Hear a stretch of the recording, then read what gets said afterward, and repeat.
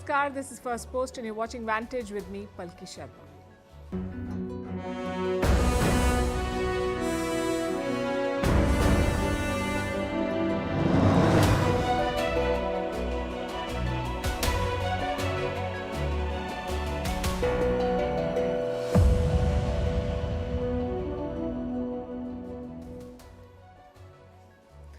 In 2 days from now, Donald Trump will take oath as the US president. His to-do list for day one in office is quite long, and one of the top agenda items is slapping tariffs on China. A trade war will most certainly follow. Tonight, we'll tell you how it will hurt India. Meanwhile, in Pakistan, Imran Khan has been sentenced to 14 years in jail. What happened to his party's negotiations with the government? Is this the end of his political career? We'll discuss that. The US Supreme Court has upheld the ban on TikTok. Will Donald Trump save it? What is the new deal that Iran and Russia have signed? What does their partnership mean for the region and the world? Why was a reporter dragged out from Blinken's last press conference as US Secretary of State? How Mark Zuckerberg is bending over backwards and rebranding himself and his company to woo Donald Trump. What are meme coins? Why are they popular and why you should be wary? In Indian cricket, it's the BCCI versus star players. The board has cracked the whip with 10 new rules. How spam calls do not spare even world leaders. We'll tell you what happened with the Thai Prime Minister. And how the moon ended up in the latest list of endangered cultural sites. All this and more coming up. The headlines first. The Philippines dares China. Its naval warships hold exercises in the South China Sea. The drill was to assert Manila's rights over the waters, also claimed by Beijing. The Philippines has expressed alarm over Chinese patrols moving closer to its shores. China posts one of its slowest economic growth rates in decades. In 2024, its economy grew by 5%. This comes amid a potential trade standoff with incoming US President Donald Trump. Beijing is expected to be hit the hardest by the tariffs threatened by Trump. Israel Security Cabinet approves the Gaza ceasefire deal. It will now go to the full cabinet for a final green light. The agreement comes into effect on Sunday. It will hold the fighting in what has been Gaza's deadliest war ever and swap Israeli hostages with Palestinian prisoners. South Sudan declares a nighttime curfew after anti-Sudan demonstrations in the capital led to looting. Police fired warning shots as protesters ransacked Sudanese-owned shops. South Sudan is the world's youngest country. It gained independence from Sudan in 2011. And Novak Djokovic says tennis needs to be more fun, suggests dancers should be brought on court during breaks. The Serbian star says tennis must connect more with the younger crowd. Djokovic is bidding for a record 25th Grand Slam title at the Australian Open.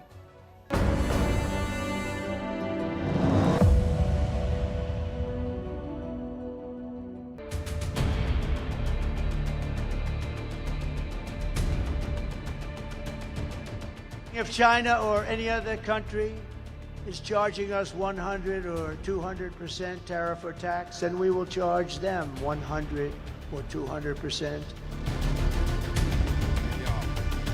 And we'll also pass the Trump Reciprocal Trade Act. In other words, it's an eye for an eye.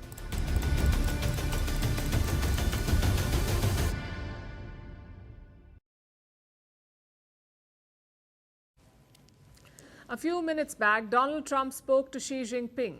The call came out of the blue. No one was expecting this, especially after Xi Jinping declined Donald Trump's invite. Trump wanted to have him at his inauguration ceremony. Instead, Xi Jinping will be sending one of his deputies. He is not coming. So what did Trump and Xi talk about? We're still waiting for the full details, but Donald Trump says he discussed TikTok and the fentanyl crisis. Of course, trade is one of his top priorities too. Next week, he'll be back in the White House. On his first day in office, he plans to disrupt global trade. Trump is preparing for a new trade war with China, one that could impact India too. If Trump hikes tariffs on Chinese goods, India won't be insulated from the fallout. That is what we're going to discuss tonight. Indian businesses, manufacturers, exporters, they're all vulnerable. They stand to lose from this trade war between the US and China. In fact, some of them are already feeling the pressure. Companies in at least 3 sectors are affected: electronics, solar, and EV or electric vehicles. Some firms in these sectors rely on China for their supplies. They're now facing delays and disruptions. If Trump follows through on his plan, then more Indian firms could face difficulties because China has every intention to retaliate. Beijing won't just sit back and watch. China has prepared a comprehensive playbook, a detailed plan on how to tackle Trump's trade war. They've gamed out all scenarios. Let's tell you what we know so far and the risks that Indian companies face from this potential trade war. We will start with the obvious question: what happens if Trump raises tariffs on Chinese goods? He has repeatedly made this threat, first on the campaign trail, then after winning the election. He keeps talking about it. He's most likely going to walk the talk. Trump says he wants more taxes on Chinese goods. He's yet to spell out the specifics, but he has proposed a range, 10 to 60% in additional taxes on Chinese imports. That's what he wants. And he's obsessed with this plan. Donald Trump says tariff is his favorite word.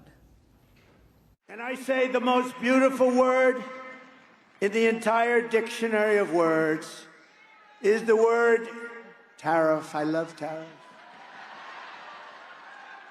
I can make anybody do anything through the use of tariffs. Just so I don't get myself in trouble, I'm going to say the third most beautiful: love and religion. And then the word tariff. Effectively, Trump wants to raise the entry barrier on Chinese imports. He wants to make it harder for China to send goods to America. Beijing plans to respond to this in two ways. First, by finding new markets for its goods.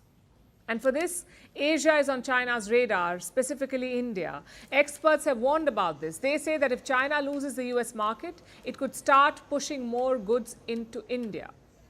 They're warning about Chinese dumping. And that is the first risk, the glut of Chinese goods in Indian markets. The second risk is on the manufacturing side. Many Indian companies rely on China for raw materials, for parts, for components. We spoke about electronics, solar and EVs a bit earlier. These sectors heavily depend on Chinese supplies. And Trump's trade war could hurt this supply. Meanwhile, China is planning export restrictions. It has changed some rules recently in an effort to weaponize supplies, to use supply chains as leverage against the United States. So if America targets Chinese imports, China could block critical supplies. It could target manufacturers in America as well as countries like India. Remember, India has been positioning itself as an alternative to China, as a player that can replace Chinese supplies in developed markets like the US. So for China, India is also a rising threat. It is already targeting Indian suppliers. Indian firms are talking about informal restrictions. What does that mean? What is informal restrictions? It's exactly what it sounds like. Without any formal announcement, Chinese exporters are cutting supplies to India. And the Indian government has been concerned about this. Recently, the Ministry of Electronics and IT weighed in. It raised complaints from Indian manufacturers. They say that they're unable to source equipment. Component supplies are being held back, and so is skilled manpower from China. You see, Chinese companies often send professionals to India. These professionals provide training to Indian workers. But now Indian manufacturers are complaining because the Chinese professionals are no longer available. The worst hit of the lot is Foxconn. Foxconn is the world's biggest iPhone manufacturer. It has factories in Tamil Nadu and Karnataka in India. These facilities are used to assemble iPhones. Foxconn has stopped deploying Chinese workers to these factories. Instead, it is sending staff from Taiwan. And this trend might catch on because India is going to have to identify alternatives like Taiwan. Last year, China was India's largest source of imports. But if this trade war between the US and China intensifies, if Trump increases trade pressure on Beijing, India could feel the impact. China was already an unpredictable customer to deal with. The next US president is set to make it worse.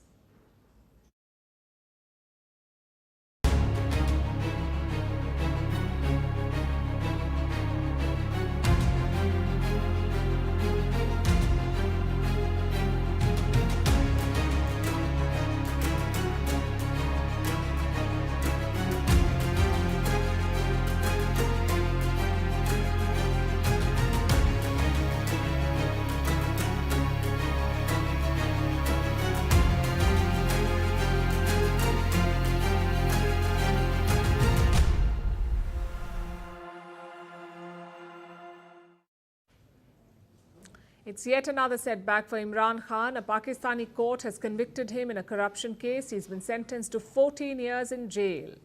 And it has come at a crucial time. Merely weeks after Imran Khan's party began talks with the government. Talks aimed at freeing him and getting him out of jail. But has this conviction sealed his fate? Is it game, set and match for the Pakistan army? Tonight, let's answer these questions. Imran Khan faces more than 150 cases in Pakistan. This one is the Al-Qadir Trust case. It dates back to when he was Prime Minister. Imran Khan and his wife Bushra Bibi wanted to set up a university, the Al-Qadir University. They got land for it from a business tycoon, a man named Malik Riaz. But apparently this was a quid pro quo. Back then, Riaz was being probed by the UK's National Crime Agency. They suspected that he had illicit wealth. In 2019, Malik Riaz struck a deal with UK officials. He settled the case for $239 million. Now, this money was returned to Pakistan's treasury. But Imran Khan allegedly rerouted it. He transferred the money back to Riaz, and in return, he got the land for his university. That is the Al-Qadir case in a nutshell. Imran Khan, his wife, and the businessmen have all been convicted. Imran Khan has got 14 years in jail, plus a fine of $3,500. His wife, Bushra Bibi, has got 7 years in jail. She was arrested from the court itself. Her fine is around $1,700. Imran Khan's party workers are staging protests in Islamabad. They have refused to accept the verdict. We consider this to be a verdict which is not based on facts, it's against the evidence. It is actually a witch hunt. It's political victimization. Khan Sahib has done no wrong. He has committed no crime. He is simply there in the jail just to put a pressure on him, and it's a political victimization. What can Imran Khan do now?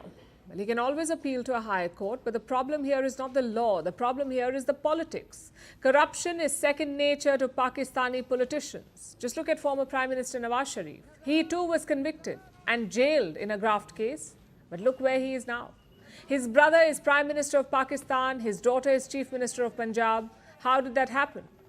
Because he cut a deal with the army. Although Imran Khan says he won't do that. Let me quote from his statement. This is what Imran Khan said. I want to make it clear that no matter what tactics are used, I will not make any deal. I'm not Nawaz Sharif who seeks to get his billions made through corruption forgiven. I have lived in and will die in Pakistan. I will always stand for my nation. This is out of syllabus for Pakistan's army. Most ousted prime ministers simply drift away. Some go abroad in exile, others choose house arrest in Pakistan. Imran Khan says he was offered both these options and he rejected them. Why? Because he does not want to drift away, as he puts it. He wants to make a political comeback, and for that he needs a clean chit, not an exile or house arrest. Last month he agreed to begin talks with the government. 3 rounds of talks have been held. The latest was yesterday.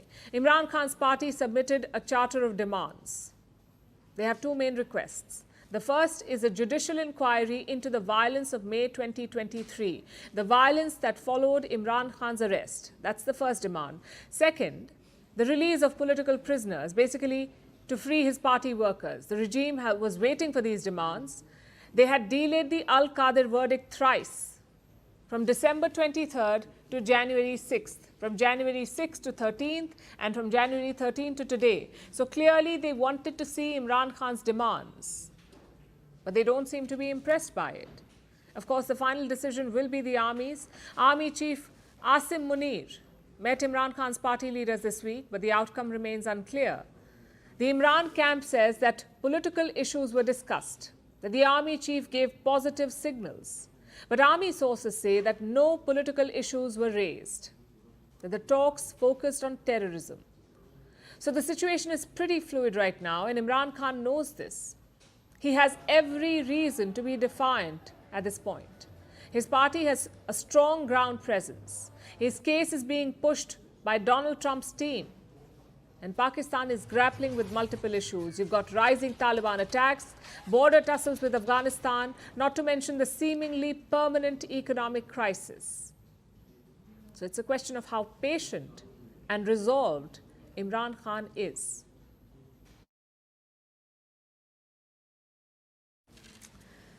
The clock is ticking. TikTok is set to be banned in the United States. The deadline is January 19th. Just 2 days from now, this Sunday. 170 million creators and users are holding their breath. They're counting down the hours. But there's one looming question. Can TikTok still be saved? And if so, who can save it? The answer may surprise you. It is Donald J. Trump, the US president-elect. This is the man who orchestrated the app's downfall. Could he now rise as its unlikely savior? According to his advisor, the answer is yes. A quick primer first. TikTok is owned by Chinese company ByteDance. There were concerns about national security, about ByteDance sharing TikTok user data with Beijing. So Washington gave the app an ultimatum. Either sell to a US-based entity or face a ban. That was a choice before TikTok. TikTok chose to challenge this decision.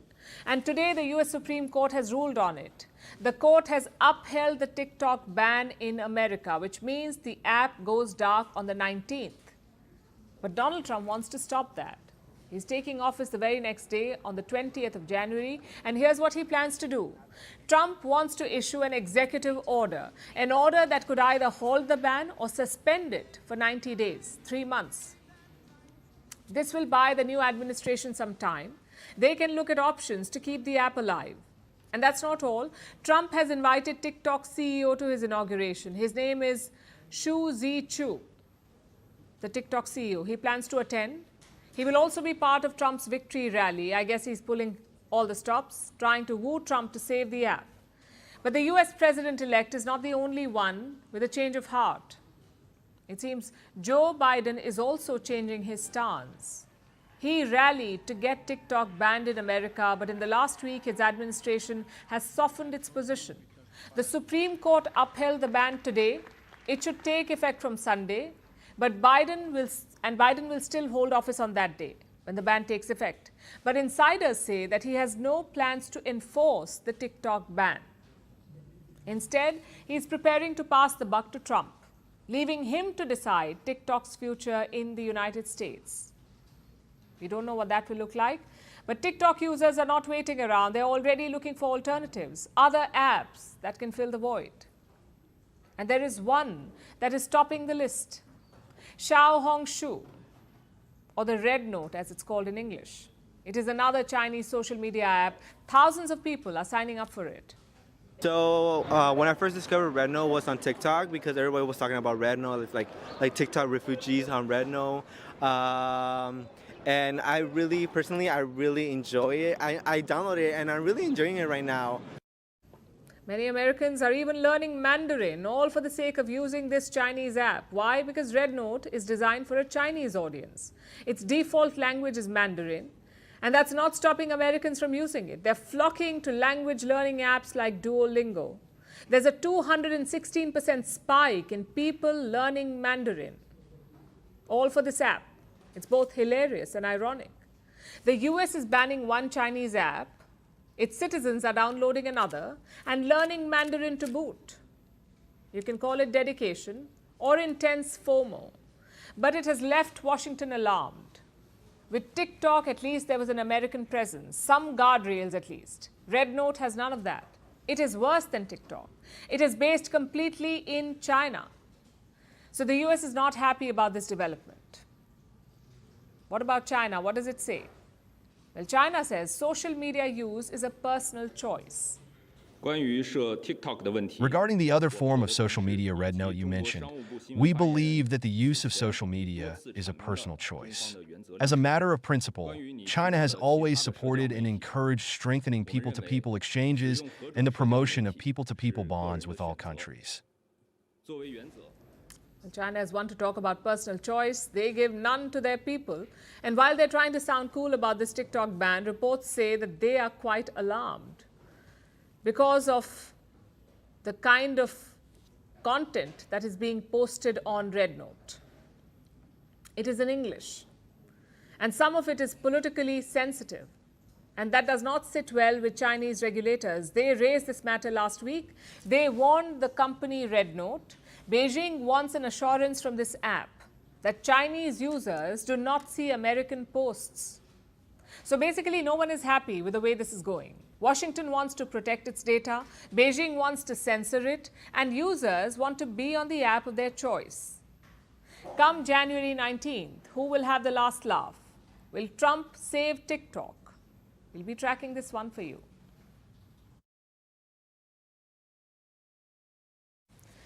Now let's look at Moscow. The Russian capital is hosting a special guest, Iran's President Masoud Pezeshkian. He's there to sign a deal, a comprehensive strategic partnership agreement between Iran and Russia.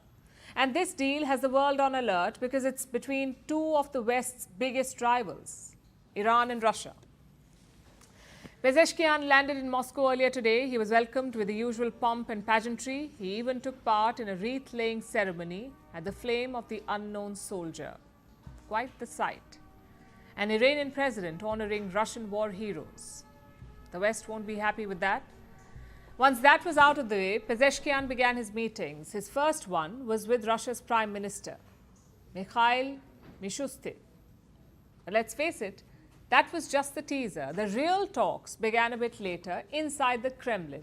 That's where President Vladimir Putin sat down with Masoud Pezeshkian. Take a look at this.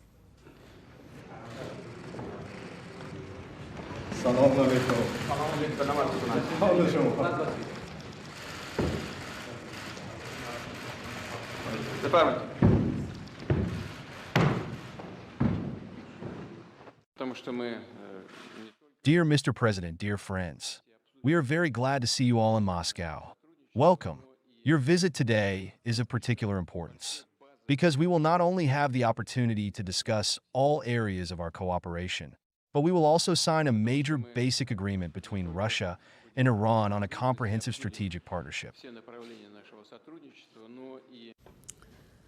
A comprehensive strategic partnership between Russia and Iran. They're talking about their relationship. They're taking it to the next level in every field. I am confident that today, after signing our big agreement, which covers all areas of activity of the two countries, including in the sphere of culture and economy, as well as humanitarian relations, I am confident that this will give a great impetus to the development of bilateral relations, and this will become a solid foundation for further movement forward. That's a lot of diplomatic jargon. Let's break it down for you. What is this agreement and how will it change things? First, look at the existing situation, the existing ties. Russia and Iran already have very good ties. They've been working together for years. In fact, they already had an agreement in place. It was signed in 2001. However, this new deal is an upgrade. It will last for 20 years and cover a range of issues. Let's start with trade. It's been on the rise. Putin said bilateral trade was up by 17% in 2024, and he wants to build on this. The new deal aims to give trade a boost, possibly with the help of better railway connections, like the International North-South Transport Corridor. This railway line is supposed to start in Russia, go through Azerbaijan, cross Iran's heartland, and end in the Persian Gulf. And that is just the rail part of the corridor. After hitting the Gulf, Russian goods will take to the seas and eventually make their way to Mumbai in India. That's the plan anyway. And with the new agreement, Iran and Russia seem to be promoting this corridor. Next, we have nuclear power, civilian, not military. The agreement that we have in place for the nuclear power station, the work is progressing well, and the related agreements that we have in this area will be finalized during our meetings and will be actioned. Russia already built one nuclear power plant in Iran back in 2013. It is working on another, and the new deal will speed up construction. So we have covered trade and energy. What about military ties? Well, they won't see much of an impact because the two militaries are already working together, especially since Russia invaded Ukraine in 2022. Iran is accused of supplying drones and missiles to Russia, although Tehran denies this. Then there's Syria. Remember, Iran and Russia worked together there to prop up the Assad regime. So military cooperation has been going on for years. Putin and Pezeshkian said that military ties would improve like everything else. But what wasn't mentioned may be of greater interest. You see, Russia has been shoring up its alliances for a while. Last year, it signed treaties with North Korea and Belarus. Both included mutual defense clauses. Russia promised to intervene if the two countries were invaded, North Korea and Belarus. But the new deal with Iran does not seem to have that clause. And this was made public before the signing of the deal. Iran said it was not interested in this mutual defense. And this will come as a relief to the West, especially the US and Israel. The Iran-Israel rivalry is not going anywhere. The last thing the world needs is an excuse for Russia and the US to fight directly. That's all that we know about the new Iran-Russia agreement for now. We'll probably get more details in the days and weeks to come. But we already know one thing for sure. Russia and Iran are both Western adversaries. They have both suffered under Western sanctions, so they're now putting up a united front and deepening ties to counter the West. Let's see if their plan works. Israel and Hamas are on the brink of a truce. It's due to begin on Sunday. Israeli hostages will be released in exchange for Palestinian prisoners, and the guns will finally fall silent. That's the crux of it anyway. US Secretary of State Antony Blinken was talking about and talking up the truce yesterday during his final press conference as America's foreign minister. He was highlighting the US role in these ceasefire talks.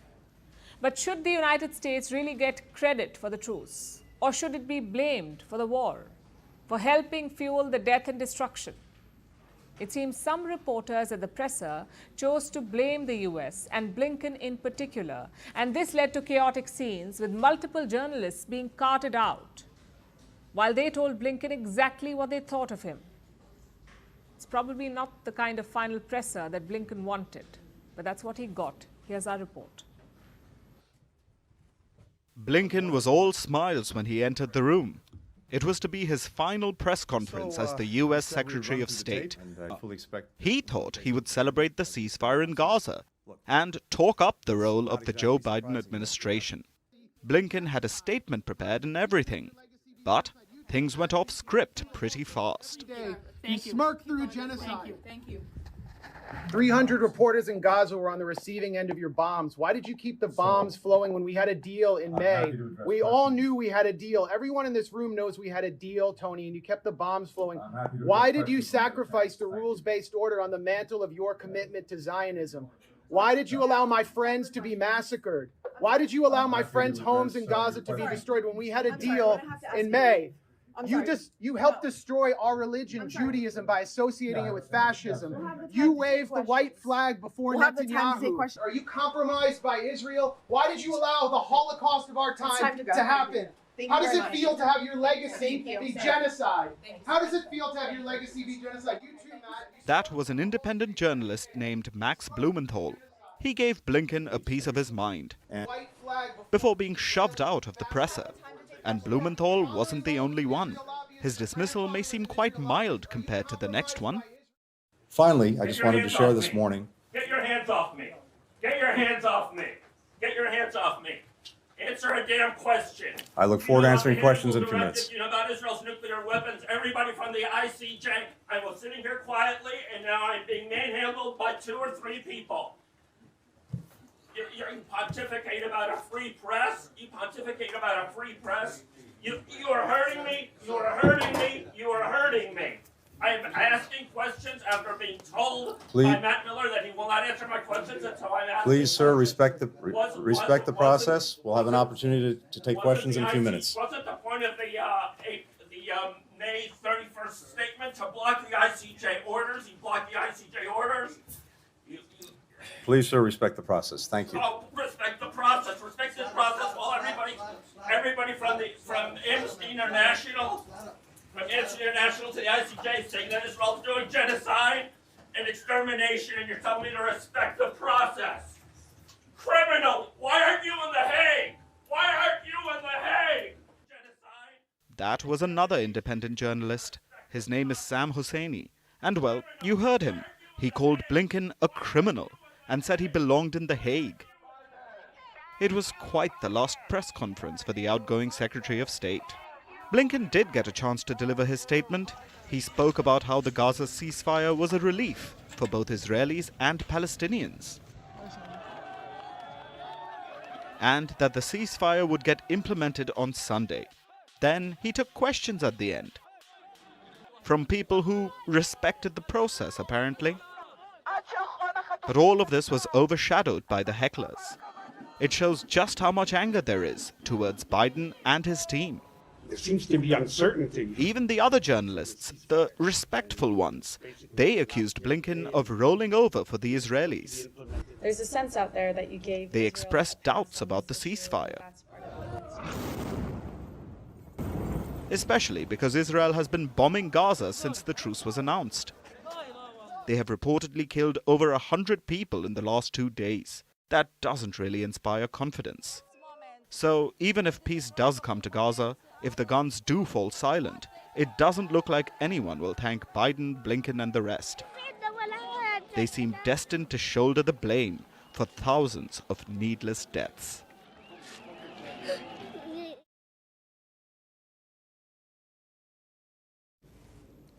It's almost time for Trump 2.0. His inauguration is set for January 20th. And the guest list is extensive. The tech world's biggest names are making their presence known. Tesla CEO Elon Musk, of course, is going to be there. Amazon's Jeff Bezos, Google CEO Sundar Pichai, OpenAI's Sam Altman, and finally Meta CEO Mark Zuckerberg. And that last name on the list raises eyebrows for one big reason. Zuckerberg and Trump had a hostile relationship. We've told you about this. In 2020, the Trump administration sued Meta. In 2021, Zuckerberg banned Trump from Facebook and Instagram. It was after the January 6th Capitol riots. In 2024, Trump even threatened the Meta CEO. He said he would put Zuckerberg in jail if he wins. Yet here we are in 2025 with Zuckerberg set to be seated at Trump's inauguration. How did that happen? Credit where it's due. The Meta CEO is relentless. Trump won the election in November. Since then, Zuckerberg has been cozying up to him. He's visited Mar-a-Lago and he has donated $1 million to Trump's inauguration fund. He's even changed Meta's regulations. It is classic Zuckerberg, shrewd and spineless. This is a man who knows how to align with power, how to bend principles for profit, because he has a business empire to protect. And this time, he's going the extra mile, it seems. Zuckerberg is trying to change the narrative. He's trying to redefine Meta. And for that, he's throwing an old friend under the bus. Sheryl Sandberg, the former COO of Meta, and one of the biggest names in tech. Zuckerberg is blaming Sandberg for Meta's cultural crisis. Sheryl Sandberg joined Meta in the year 2008. She was 38 years old at that time. Zuckerberg was only 23. So the Meta CEO called her the only adult in the room. For years, Sheryl Sandberg was seen as critical to Meta's success, so much so that news of her exit was seen as a risk. Investors wanted her on board, and Zuckerberg lavished praise on her. He said that she raised him like a parent. Those were his words. She raised him like a parent. He credited her with shaping his leadership philosophy. He even called her a pretty close friend. She was the company's COO for 14 years and then a board member. Sheryl Sandberg exited the board only last year. So it's both surprising and telling that he is blaming her for Meta's problems, especially for its inclusivity challenges. But make no mistake, this is not about inclusivity or culture. This is about Zuckerberg's ambition. For years, he has carefully crafted his image as a progressive liberal. Why? Because it worked. But now the tides have turned, and that image and that positioning is seen as damaging. So Zuckerberg has made a pivot. He is shedding the progressive persona and stepping into a new avatar, the alpha tech bro. Just look at his recent statements. He's making a case for what he calls masculine energy. He says corporations are missing it. They're missing masculine energy. Well, newsflash, there is no lack of masculine energy in corporate America. Just look at the numbers. Men lead 90% of the Fortune 500 companies, 90%. On an average, men earn 12% more than women, and at Meta, men make up 62% of the workforce. If anything, masculine energy is dominating corporations. So why is Zuckerberg raising it? Well, he's just pandering to a new audience. But this rebrand may come at a cost. Meta has always been powered by women. In the US, 78% of adult women use Facebook compared to just 61% of men. On Instagram, the numbers tell a similar story. Women make up a majority of its user base, so clearly Meta's strength is its feminine energy. They are the lifeblood of this platform. And Zuckerberg risks alienating the very demographic that has fueled his empire. Where does that leave Meta? Rebrands are not new to tech CEOs, but they don't always work out. Will Mark Zuckerberg succeed with his? Will it secure him a new place in the power structure in America, or will it turn into a case study on the dangers of forgetting who got you there in the first place? As they say, only time will tell.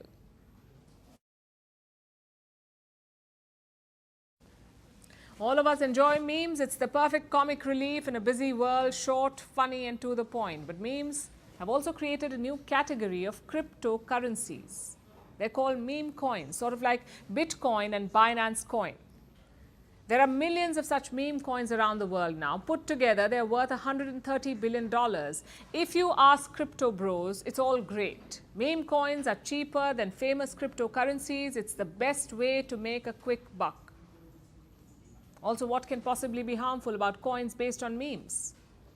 But as it turns out, a lot. Here's our report. Remember this picture from the last decade? Just a dog looking to the side. It gave birth to one of the most popular memes on the planet, the Doge meme. In 2013, this meme triggered an idea.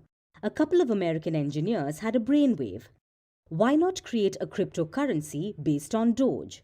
Thus, Dogecoin was born. For years, nobody took notice. But during the pandemic, Dogecoin got celebrity endorsements. The likes of Elon Musk and Mark Cuban supported it. And soon, the prices soared from less than ₹1 in 2020 to 35 rupees today. And Dogecoin isn't alone. Internet memes have triggered a crypto craze.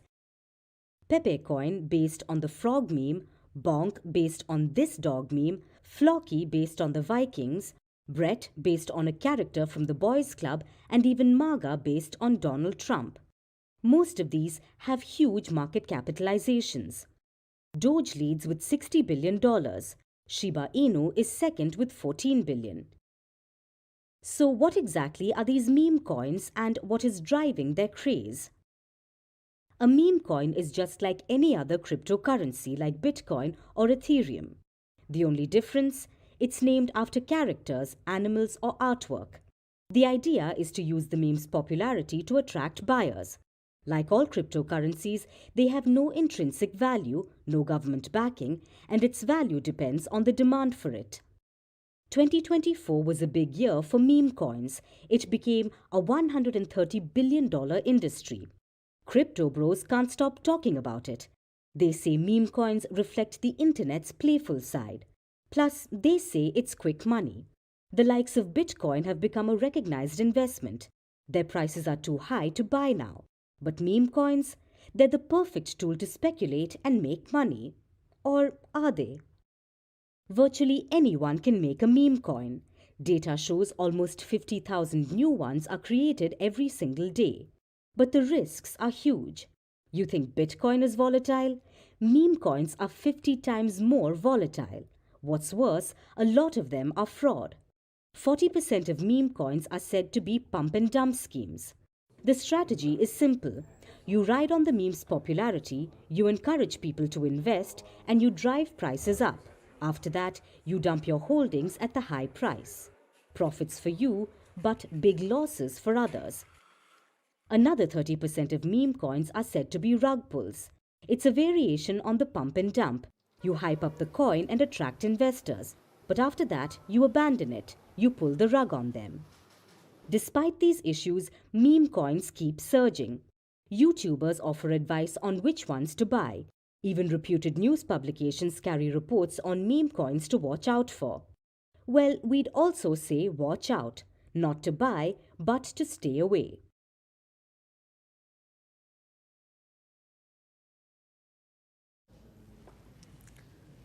In sports, you can get complacent easily. You forget your routines, you forget your discipline, and ultimately it shows in your results.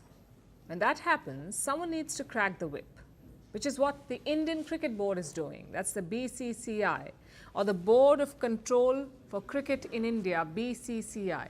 The men's team, the men's cricket team, is under fire after losing to Australia. So the board has jumped into action. They have issued a 10-point policy. Let's go through them quickly.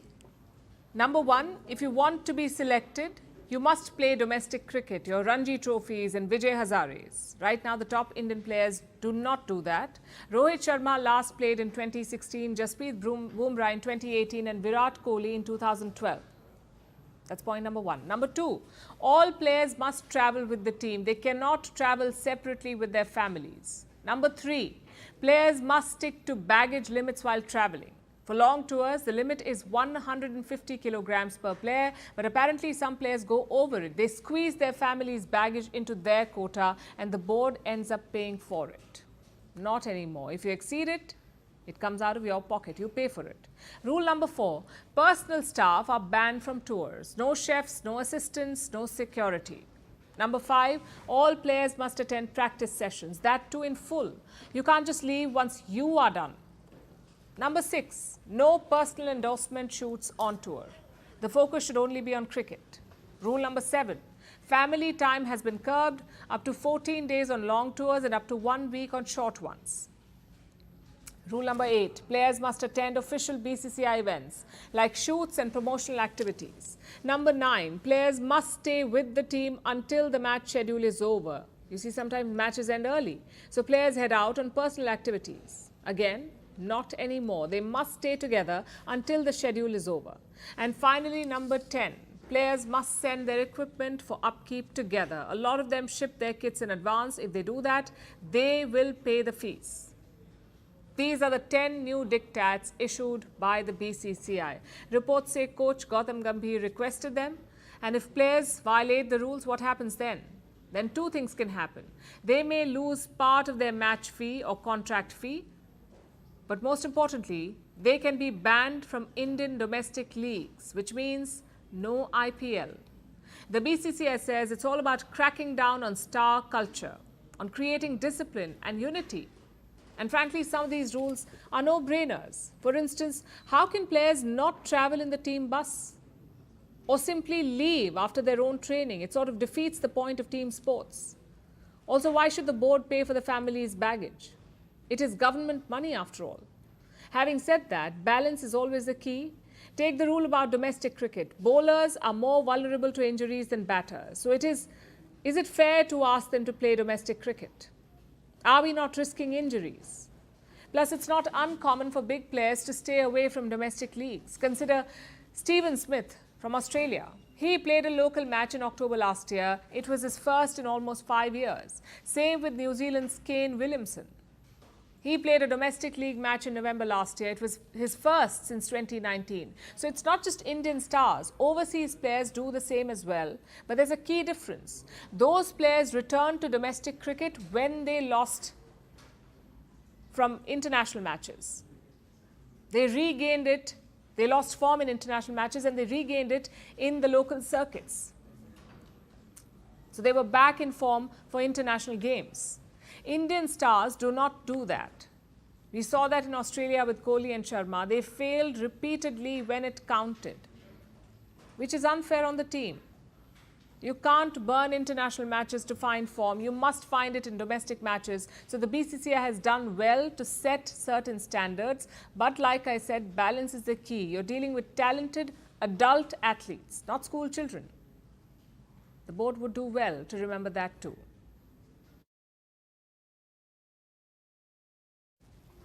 Being a world leader is not easy, but it does come with some privileges, like being able to avoid traffic. Though no matter how far they go, even world leaders cannot run from spam, because apparently they're just like us. They eat, they sleep, and they too get spam phone calls. Recently, Thailand's Prime Minister received one.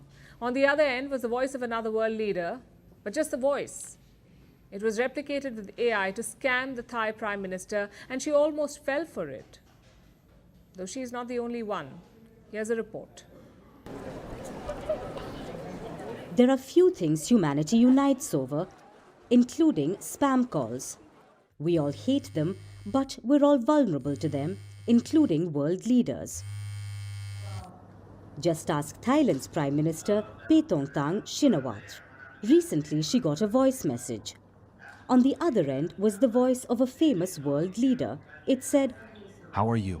I want to work together. The voice was very clear. Shinawatra recognized it immediately. Soon after, she got a call from the same number, but she missed it. After which, she received another voice message. This time, the apparent world leader cut to the chase, asking for a donation, saying, You are the only country that hasn't donated yet. The message was so rude that finally alarm bells rang. Shinawatra was taken aback. She realized that, quote-unquote, something was off. And she was right. It wasn't a world leader on the other end of the call, it was a scammer, using artificial intelligence to replicate a voice and scam the Prime Minister.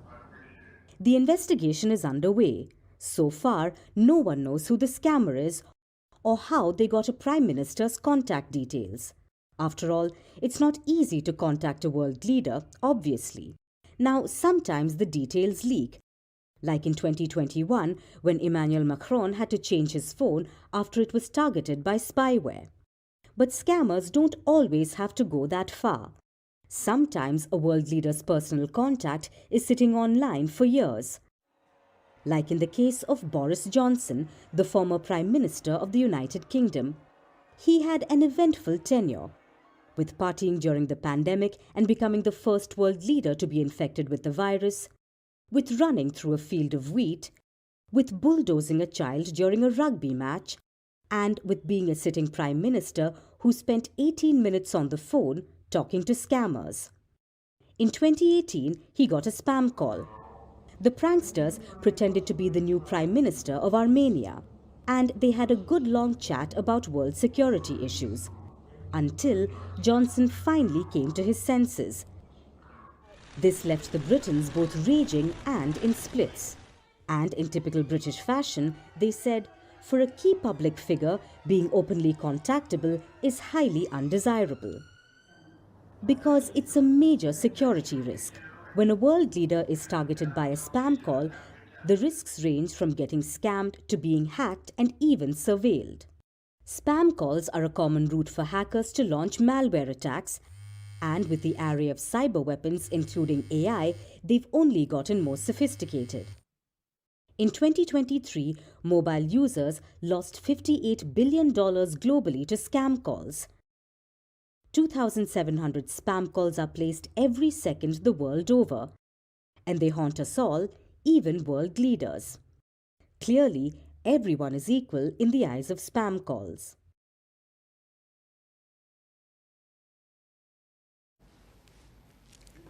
Humans love lists. We have a list for everything. Today, let me introduce you to another one, the list of at-risk cultural sites. It is released every 2 years by the World Monuments Fund. It draws the world's attention to vulnerable sites, like the historic water systems or Baolis of India, or the temples of Cambodia. But this year, for the first time, the list has gone much further, much beyond our planet, into outer space. It mentions a surprising new locale, the moon, the desolate, cratered wasteland, the Earth's only natural satellite. Now it is an endangered cultural site. The fund says that 90 places on the moon are threatened, and the moon needs our protection. Against what exactly? Well, there is a list for that as well. A space race on steroids, governments desperate for human space flight, over-tourism extending to lunar landscapes, wealthy people awaiting their ticket to the moon, and of course, space debris. With millions of junk pieces floating away, all these factors could harm the moon. That's what experts say. That we humans who are shooting for the moon could damage it, which is a bit of a shock, considering how we feel about the moon. We are low-key obsessed with it. For centuries, it has been a source of fascination, a thing of legend. Many cultures called it a deity. We believed that it controlled our moods, our behaviors, and even our destinies. The moon has found its way into myths, art, literature, lullabies, and of course, Bollywood songs. But as technology developed, our relationship with the moon began to change. It started in 1609 when Galileo Galilei used his new telescope. He looked at the moon. Then he grabbed his watercolors and painted the cratered surface. This was the first time humanity learned what the moon actually looked like. Then came the moon race. It began in 1959 when the Soviet probes got the first close-up pictures of the moon. In 1969, humans got much closer with the Apollo 11. The US landed humans on the moon, and this alien world turned more familiar. That's when astronauts first walked on the moon. It was in one lunar location, the Tranquility Base. That's what the place is called, where Neil Armstrong and Buzz Aldrin walked. And do you know what happened next? They left footprints there on the moon. You can still see them. They also left behind 106 artifacts, tools, food packaging, wet wipes, 100 packets of urine and excrement. Apollo 11 was an engineering milestone. Its achievement inspired global wonder. But it also behaved like an unruly house guest, and this was more than half a century ago. To this day, only the US has landed humans on the moon, but 4 other countries have landed vehicles there: India, China, Japan, and the Soviet Union. In 2023, India made history. It landed a spacecraft on the lunar surface in the lunar south. Last year, China landed on the moon's far side. It gave us the first close-up view there. So countries are increasingly seeing more of the moon. There are private players in the mix as well, like SpaceX. This week, it launched private robotic landers to the moon. NASA is planning a crewed lunar mission in 2027. After that, private lunar trips are expected thanks to space tourism companies. They're cropping up the world over, promising lunar trips to the wealthy. These are all major milestones, yes. But who is looking after the tourist hotspot? Who is protecting the moon? Governments say apparently the Artemis Accords. They talk about moon exploration by using best practices, by protecting its heritage. 52 countries have signed these accords. It sounds well-meaning, but it is as good as howling at the moon. Artemis Accords are mere expectations. They list out norms, not guidelines. Worst of all, they're not legally binding. So no repercussions if you leave a pee bag up there. And this is the problem. What makes the moon special is also its Achilles heel. The moon does not belong to anybody. It stands alone. It is lifeless. It possesses very little except what we bring to it, whether with our imagination or with our robots and trash. So in this new era of lunar missions, we owe it to the moon and to ourselves to offer our only natural satellite something more: our consideration, our thoughtfulness, and our guardrails. Because anything we do on the moon, anything we do to it, will last forever. So it is time to love it responsibly, to the moon and back.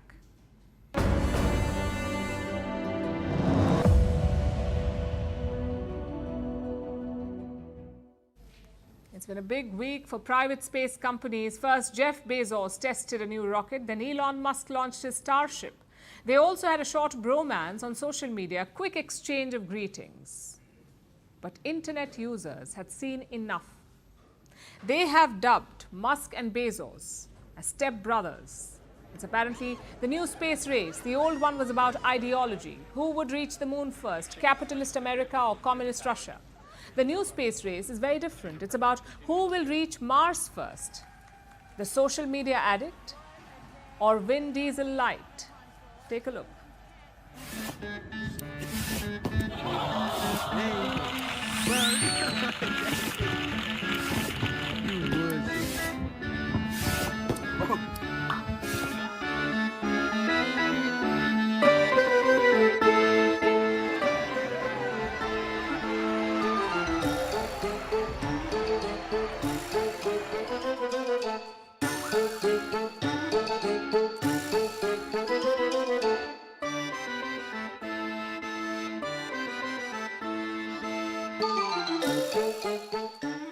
What? Did we just become best friends? Yep! Do you want to go do karate in the garage? Yup.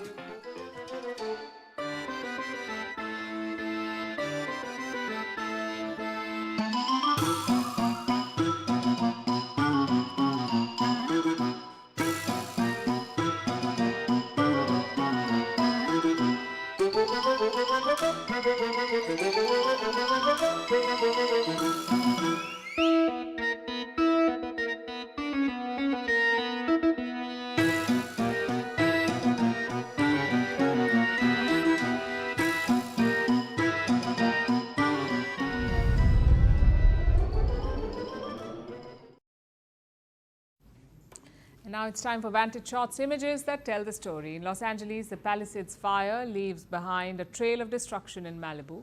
French President Emmanuel Macron walks around the streets of Beirut, and SpaceX's Starship explodes during a flight test with fiery debris falling over the skies. Finally, we are taking you back in history. On this day in 1945, the Soviet army liberated Warsaw from German occupation. The Red Army entered the Polish capital, facing weak resistance from Nazi groups. After hours of fighting, the Germans fled. 85% of the city was in ruins when they left. We're leaving you on that note. Thank you for watching. Have a good weekend.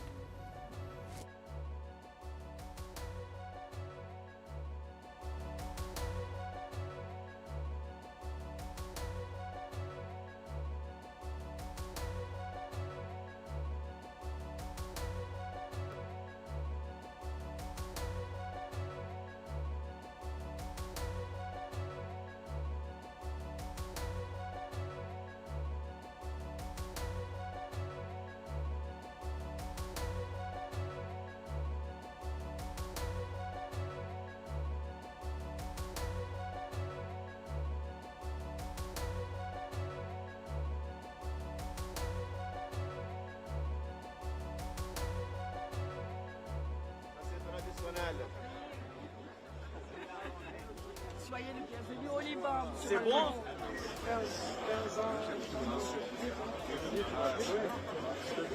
Quand est-ce que... Merci beaucoup. Et vous êtes où? Oui.